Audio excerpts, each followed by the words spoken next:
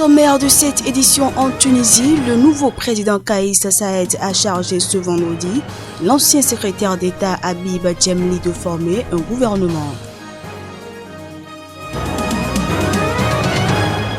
Des centaines de jeunes ont décidé de redescendre dans la rue à Khartoum pour tenter de résoudre un problème de la vie quotidienne, celui de l'engorgement des transports en commun. Et puis, lors d'une conférence de presse avec la chancelière allemande à Berlin, le président congolais Félix Tshisekedi a estimé que l'épidémie d'Ebola devrait être éradiquée d'ici à la fin de l'année dans son pays.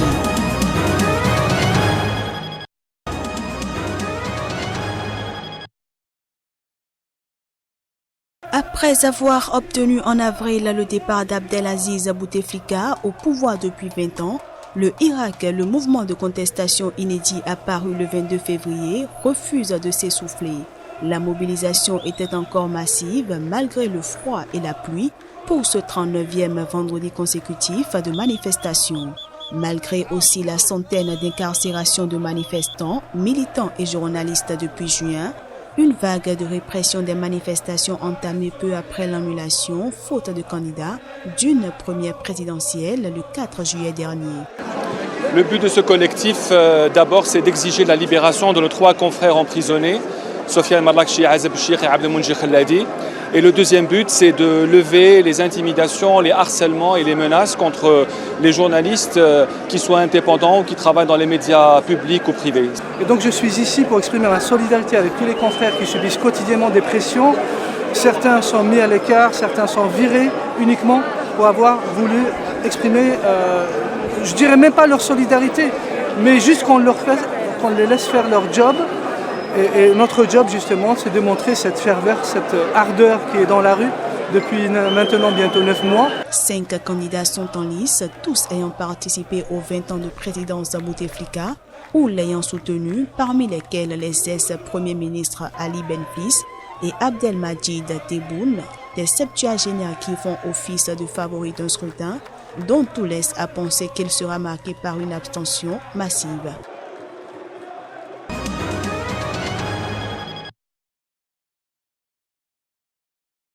Arrivé en tête des législatives, le parti d'inspiration islamiste Ennahda a proposé l'ancien secrétaire d'État Habib Djemli pour former le prochain gouvernement. Il a été désigné pour occuper le poste de chef du gouvernement alors que le parti avait jusqu'à ce vendredi pour annoncer son choix. Ingénieur agricole de formation, Habib Djemli est un ancien secrétaire d'État auprès du ministre de l'Agriculture de 2011 à 2014. Il sera formellement chargé par le président de la République, Kais Saïed, de former le gouvernement. Pour mener à bien cette tâche, Habib Djemli aura 1 mois renouvelable une fois. Le gouvernement doit ensuite être approuvé par une majorité de députés. À défaut de majorité, à l'issue de ce délai, le président Kais Saïed pourra proposer un autre chef de gouvernement.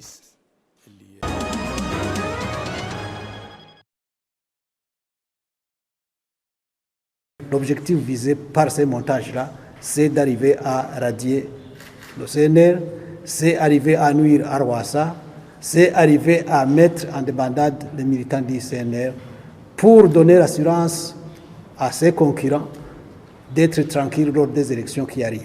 Le CNR est déterminé pour aller aux élections, quelles que soient les conditions politico-sécuritaires et environnementales.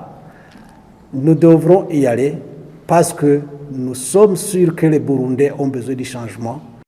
Vous demandez si je vais en exil ou si je vais me cacher, non. Je n'y vais pas. Allez-y leur dire qu'il n'est pas question qu'on aille en exil, il n'est pas question qu'on aille en cachette.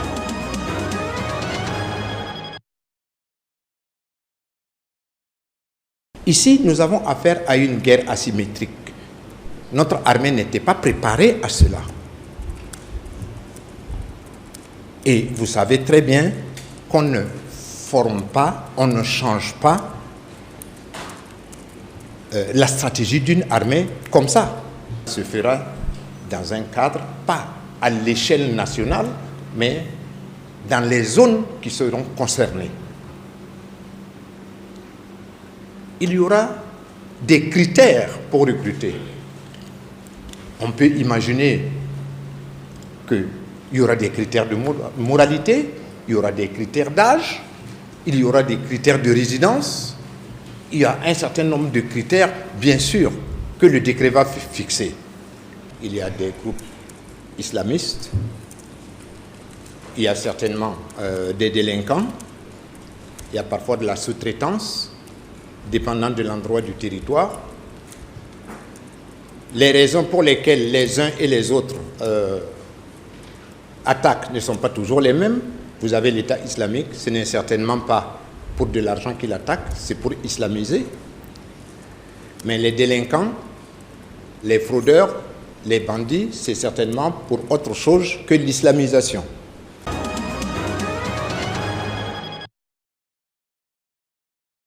La crise des transports chroniques au Soudan a empiré depuis la révolte populaire qui a mené en avril à la chute d'Omar el-Béchir. Comme la plupart des autres services publics, ces transports déjà peu reluisants ont du mal à fonctionner effectivement depuis. Et les opérateurs privés sont de plus en plus nombreux à mettre la clé sous la porte, la chute de la livre soudanaise ayant rendu l'importation et l'achat de certaines pièces de bus trop coûteux. Face à cette situation, des centaines d'autres jeunes, pour beaucoup d'anciens manifestants pleins d'enthousiasme, ont décidé de redescendre dans la rue dans l'espoir à présent d'aider les malheureux usagers des transports en commun qui doivent presque se battre quotidiennement pour regagner leur domicile. Les militants se postent au bord des routes, aux heures de pointe et interpellent automobilistes et chauffeurs de car pour les convaincre d'accepter d'autres passagers.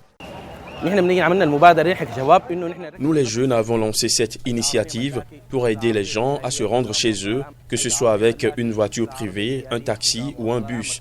Il y a des gens qui nous sollicitent. La rue est bloquée et la situation dans le pays est mauvaise et nous n'avons pas de solution.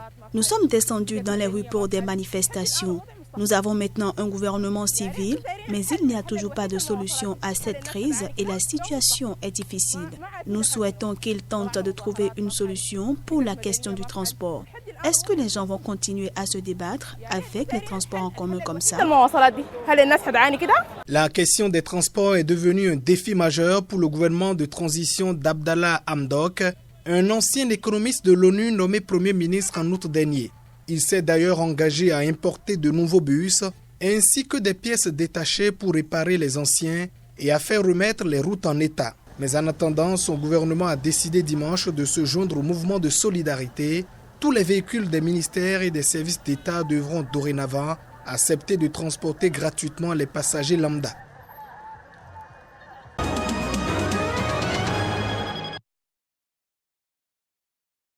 Alors qu'un deuxième vaccin a été introduit jeudi dernier en République démocratique du Congo, à titre d'essai clinique contre l'épidémie d'Ebola dans l'est du pays, le président Félix Tshisekedi a affirmé ce vendredi que l'épidémie devrait être éradiquée d'ici à la fin de l'année. Il a fait cette déclaration lors d'une conférence de presse avec la chancelière allemande Angela Merkel à Berlin. L'épidémie a fait plus de 2000 victimes. Aujourd'hui, nous pouvons dire avec satisfaction que celle-ci est éradiquée au nord et au sud Kivu et il en reste encore quelques cas du côté de l'Ituri, a détaillé le président congolais Félix Tshisekedi. Déclaré le 1er août 2018, cette 10e épidémie de fièvre hémorragique sur le sol congolais a tué 2193 personnes. 1067 personnes ont été guéries. L'épidémie a été déclarée en urgence de santé publique mondiale le 17 juillet par l'OMS dans un appel aux bailleurs de fonds. La maladie se traduit par des poussées de fièvre, des diarrhées, des hémorragies. Une réduction sensible des cas de contamination à Ebola a été observée ces dernières semaines par les autorités sanitaires. Mercredi soir, le dernier bulletin épidémiologique indique que 608 cas suspects sont en cours d'investigation. 4 nouveaux cas ont été confirmés. Aucun nouveau décès des cas confirmés n'a été enregistré.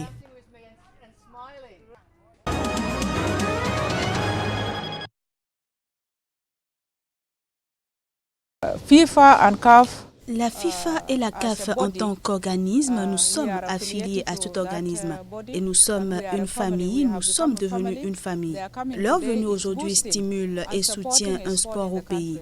Comme nous le savons, c'est l'un des outils importants qui apporte l'unité et la paix entre les peuples. Nous sommes ici aujourd'hui pour voir ce que nous faisons pour le football dans ce pays. C'est pourquoi nous pouvons discuter avec le président de la fédération, avec l'État, comment ensemble promouvoir le football, comment soutenir ce pays, ce jeune pays pour le football.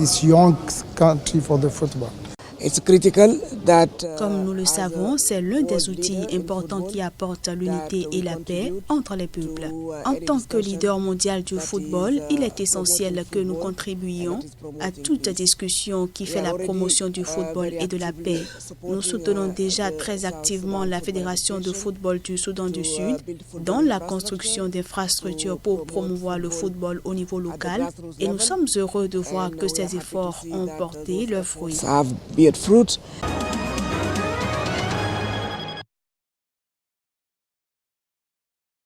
Son Excellence Ama Amadou a regagné Niamey ce jeudi. Il s'est directement rendu au cimetière musulman de Yantala pour se recueillir sur la tombe de sa mère, ont indiqué ses militants sur les réseaux sociaux et ont diffusé des photos de lui près de la tombe. Il portera son deuil comme cela convient en pareilles circonstances. Le 14 novembre 2015, à son retour d'un premier exil, l'ex-président de l'Assemblée nationale avait été arrêté dès sa descente d'avion, puis emprisonné.